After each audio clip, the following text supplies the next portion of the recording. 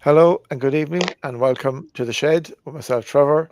I'm delighted to be joined again by my good friend from the Water Buffalo Club 716, Therese. How are you keeping, Therese? I'm all good, Happy. Trevor. How are you? All right, now, happy Tuesday to you. Yes, happy Tuesday. How many more days do we have till opening day? I don't even know, but it's around the corner.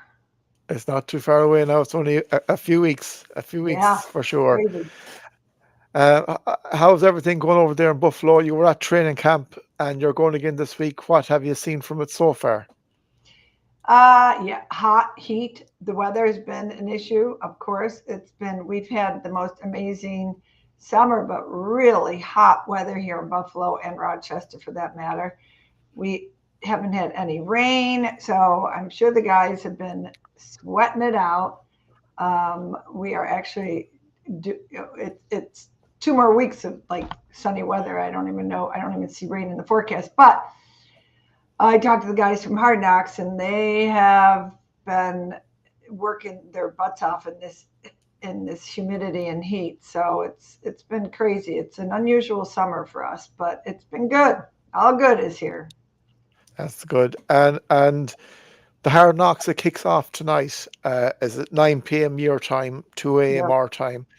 Um, your thoughts on it, and has it made the players be any different in your eyes, or or have they been themselves compared to previous training camps?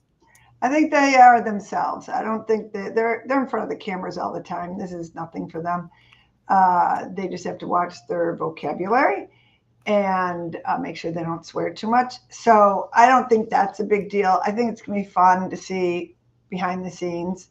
Buffalo is not a big city, so it's not glitz and glamour. It's just, and Rochester for that matter. I should just say Western New York, but I'm excited to see it. I've gotten to know some of the producers from Hard Knocks because they've actually they're going to be doing a story on the hats, and I think they said either episode 2 or 3. So they did a big interview with the three ladies that make our water buffalo hats.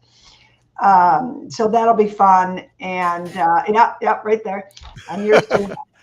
And I actually gave one of these hats to the senior director producer, Pat Harris, who's actually he's been interviewed quite a few times now, but he is originally from this area, and he's a Bills fan, and he probably will be. I would imagine he's going to be in the set of Hard Knocks because um, he's very prominent in the production of the show. So he got a hat, and they sent me a picture. He wears it to the production meeting every morning, which is hilarious. So um, they were shooting me pictures of that. So that's fun. We're going to probably see them again Thursday because we're going to training camp, and then we'll probably, they might be coming to our tailgate on Saturday, which typically I will only do a very minor tailgate for preseason games. Sometimes I don't even go, but because it's the last preseason game ever in the Ralph, and because Hard Knocks is there, we're gonna do something. So, lot going on, Trevor. Oh, that is for sure. I seen last weekend they were in the stadium and there was supposed to be Mhm. 39,000 fans there. It was supposed to be a record for the training before preseason. Um, so I think Hard Knocks has, as well as the stadiums last season, has been a huge interest in the area and with the beautiful weather. Yeah, oh yeah, for sure. I mean, I think, and I've talked to some of the guys. They said they're falling in love with our team and our city. So, and these two guys, one was a Chicago fan, one was an Eagles fan, and one was a Miami fan. And they said they've just had such a great experience with the team, with the organization, and with all the fans. So it's going to be fun to see the take on it tonight. So it's pretty cool. I'm looking forward to it. I'm just to see the buzz, and I've watched previous Hard Knocks. The two that interested me most before tonight's one was the Dolphins and the Giants. Um, Mm. so it'd be interesting. They were very well done, I thought. So it'd be interesting to see how this turns out as well. I've never seen one, believe it or Have not. you not? Nope, I have not, and I just haven't done it, and so it's gonna be exciting for me just to Uh, see, our team. So it's fun. it'll be different. I know the Dolphins one I watched was coming to the end of the season where it was the season where I think it was 2 years ago where we went to Miami, the last game, and we pipped them for the AFC East. And then the Giants one was the start of last season, and it was going into the draft and watching the whole lot take place. And then it was Saquon Barkley going to Philadelphia. It it wasn't great for the New York Giants, but it was great TV to watch. No fun. So, Well, but hopefully we don't have any drama. yeah, everybody's very excited about this. So we'll see what everybody's saying tomorrow, right? Yeah, 100%. Yep. Um, so you were at the Hall of Fame at the weekend, and you were with Marv Levy for his 100th birthday. I was. That's why I was not at the red and blue practice Friday night. So yeah, so I go to Canton every year for the Pro Football Hall of Fame induction, and I've been friends with Marv's wife Fran and Marv and their daughter for many, many, many years, and they did a very intimate, small party for very close personal friends and family in Canton on Friday afternoon. And I have a funny story actually. And so he was amazing, absolutely sharp as can be. I mean, at 100, he's not going to Uh, coach today, but funny. And I was there with three girlfriends, and he was giving us all positions and told us we were his team. Marv loves women. I'm not gonna say Marv loves women, but his wife always tells me like, oh yeah, he likes to go to Lincoln Park and look at the pretty girls walking by. So it's fun. It's just something that that's fun thing that Marv likes, whatever. But he did tell me. So I had these special T-shirts made for the ceremony. I don't know if you saw yeah, it. It was on I did. the They were lovely. Yeah. yeah. And at the bottom it says, "Where would you rather be than right here, right now?" So I was showing Marv the T-shirt, uh, and at his party, and I said, "We're going to be wearing these tomorrow with our water buffalo hats." And he's like, "Oh, those are awesome." He said, "Let me tell you something funny that happened, with where will you rather be right here, right now?" Saying yesterday, he said, "Yesterday we're driving from Chicago to Canton. Pro Football Hall of Fame sent them a driver in a van."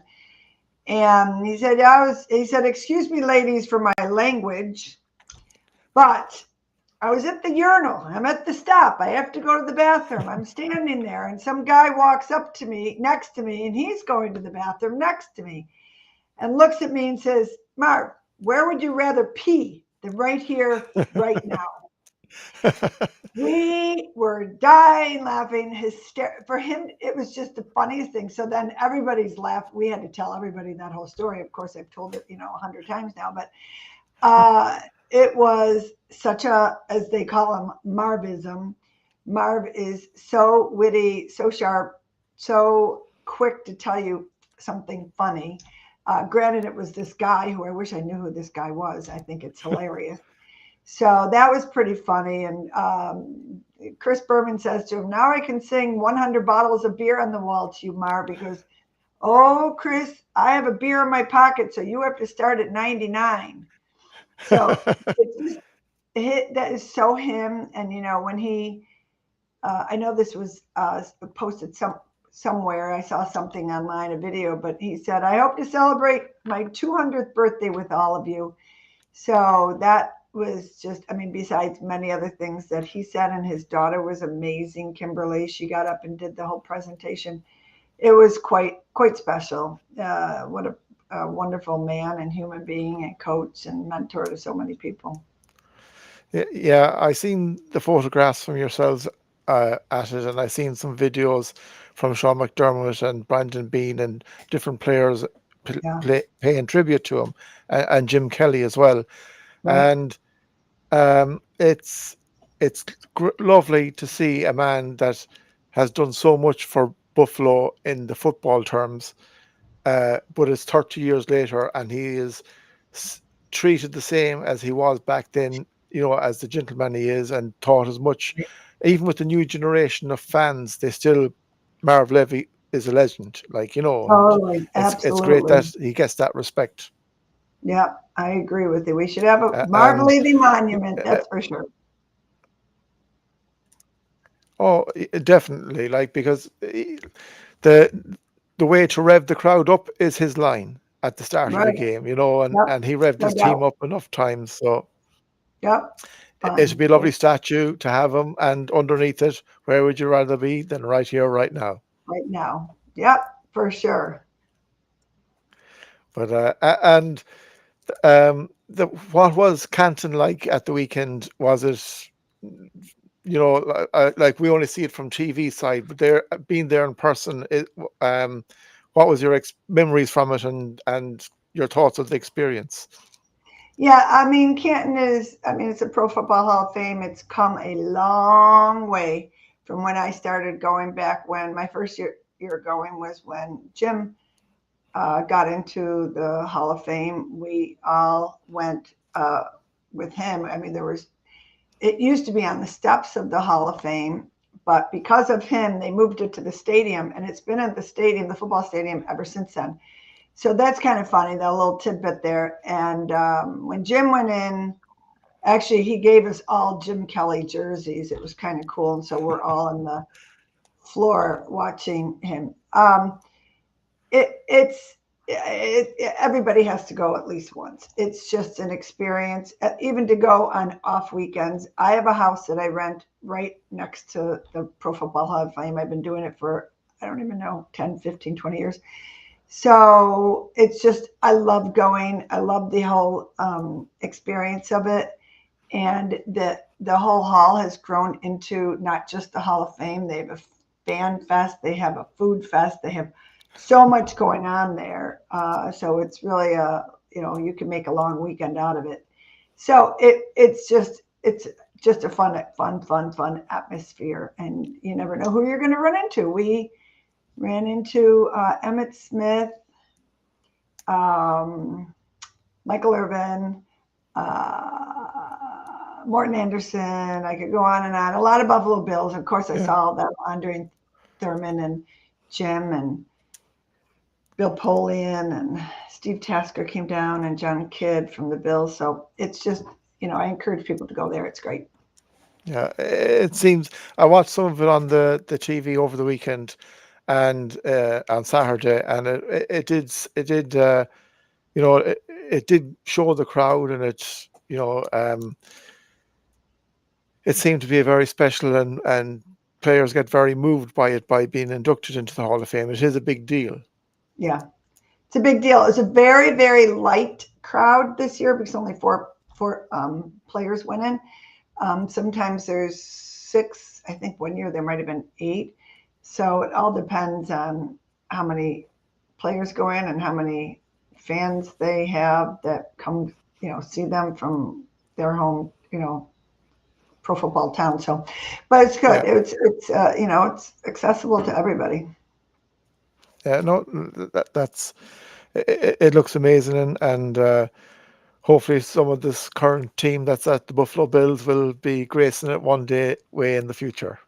I would think so, for sure. We have a while to go for that, Obviously, but for sure. we have, but I would think so too.